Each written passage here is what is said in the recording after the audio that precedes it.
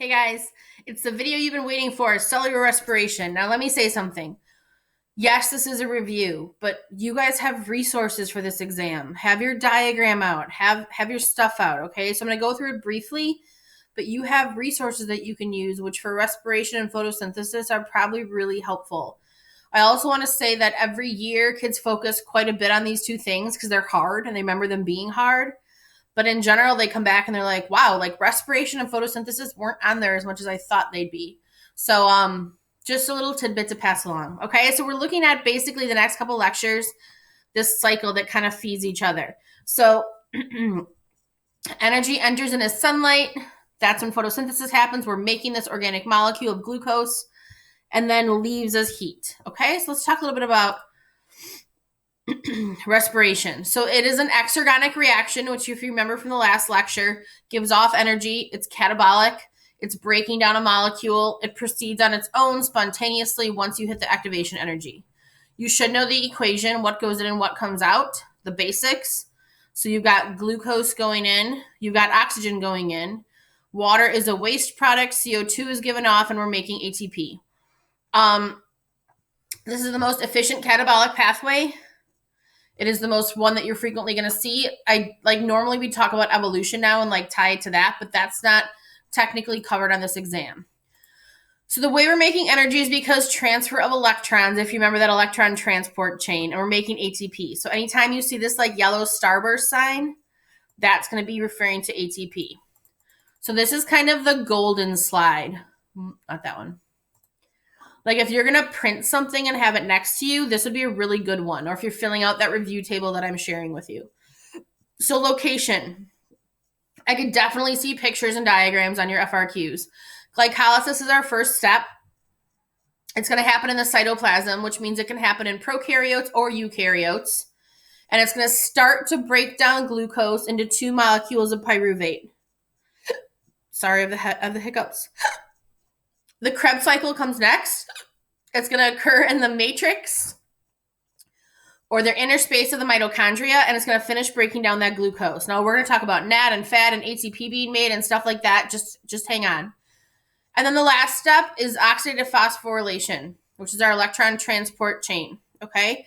So that's going to occur across the membrane. We're going to be pumping hydrogens and stuff like that, and it's going to make a whole bunch of ATP. So again, knowing locations could help if you see a diagram. This kind of just makes it visual. Again, the words kind of get all screwed up when you upload and download and whatever. So this kind of shows it. So in general, when we're talking about substrate level phosphorylation, we're talking about literally using a substrate and adding a phosphate with an enzyme. And it's not across a membrane. So glycolysis uses this and the Krebs cycle uses this, and it generates a little bit of ATP. You're going to have to put some ATP in and then you get a little bit out and you get a little bit of net ATP. Okay, so this is kind of in more detail what's going to happen. Where can I put myself? Up here? So glycolysis, glyco refers to glucose going in. Lysis means splitting. Glycolysis literally is splitting of sugar, and it's happening out here in the cytoplasm. Okay, so you're breaking down glucose into 2 pyruvates. It happens in the cytoplasm. We're going to be converting our pyruvates to acetyl-CoA as we move in to the matrix of the mitochondria. Okay.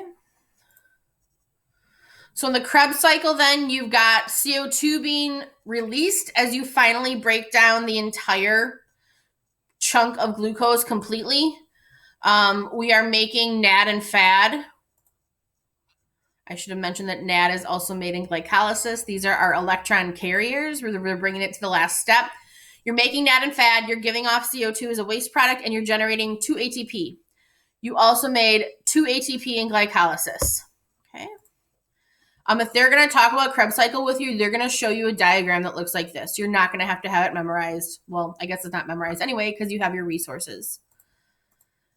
And then you have oxidative phosphorylation, which includes chemiosmosis and electron transport. I know that we did some pretty magnificent diagrams in our classes. If you could pull those out, those might be helpful. So NAD and FAD, which were created during those first 2 steps of respiration, are headed here. They're bringing electrons to the electron transport chain. And as we move those electrons and they lose energy, it pumps some H pluses, which is ultimately going to help us make ATP. Okay, so the electron transport chain, just to remind you, it's in a series of steps. It doesn't happen just all at once. You would lose too much energy as heat, but we're taking the energy from those electrons. We're making 34 ATP. So when you're looking at totals, that 34 from oxidative phosphorylation plus the 2 from glycolysis, the 2 from Krebs, that's going to give us our 38.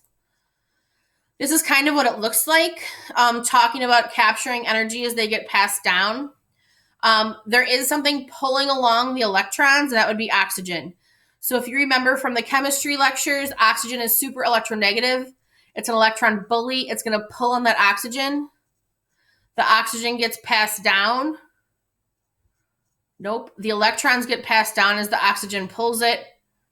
And that's how the electron transport chain is powered, which means that in the absence of oxygen, if you were in an oxygen-free environment, that's why this doesn't work. That's why you can't make ATP and you die, basically. That's why oxygen is so necessary. So as the electrons get passed, you're going to pump H plus ions, hydrogen ions, from the matrix to the intermembrane space. Again, I know diagrams are really helpful with this. All my like hard copy bio stuff is at school. Otherwise, I'd be like holding it up. Because I wasn't expecting to have to do these. I thought we'd be back here. So basically, you're pumping these H pluses into the intermembrane space, and you're making this gradient.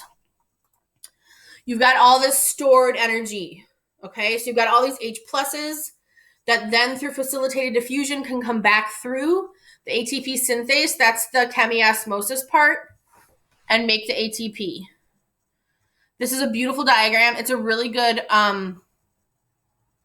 explanation too, if you want to click on that one. So here are our H pluses that are getting pumped out. Here are NAD and FAD bringing the electrons. The electrons get passed down the electron transport chain. These H pluses are building up in the intermembrane space. This light yellow is the mitochondria matrix. You've got all these H pluses out here. They're going to come through one by one through this light bulb ATP synthase. Every one that comes through is going to make one ATP. The electronegative molecule that's pulling it along is oxygen. We call that the final electron acceptor. It pulls the it pulls the electrons along. At the end, it's going to combine with H plus and make water. So this is where our water waste product is made. This is where our ATP is made. Okay. This just shows ATP synthase a little bit closer and how it works. Again, this is energy free. We did need the electrons' energy to pump out those H pluses, but once they're all out there, it's just facilitated diffusion, which is a type of passive transport that's going to allow them to flow back through. Remember, they're charged, and so you need that enzyme to help them back through. So again, glycolysis can make ATP in the cytoplasm with or without oxygen. It will pair with fermentation to make ATP when we're under anaerobic conditions, which is without oxygen. And so fermentation basically comes in two flavors. Alcoholic fermentation, you're converting that pyruvate and that intermediate step to ethanol or ethyl alcohol, and then releasing CO2. So humans do not do that, like yeast do that. And then lactic acid fermentation, the pyruvate makes lactic acid. We do that when our muscles cramp up, when they're out of oxygen as a waste product. So just be aware that there's these alternate metabolic pathways when there's a lack of oxygen. You start with glycolysis, you make a little bit of ATP, and then you proceed with one of these. But what you're missing is kind of like that big bang at the end with the oxidative phosphorylation. All right, that was shorter than I thought. That is it for respiration. We'll finish up with photosynthesis in a wee bit.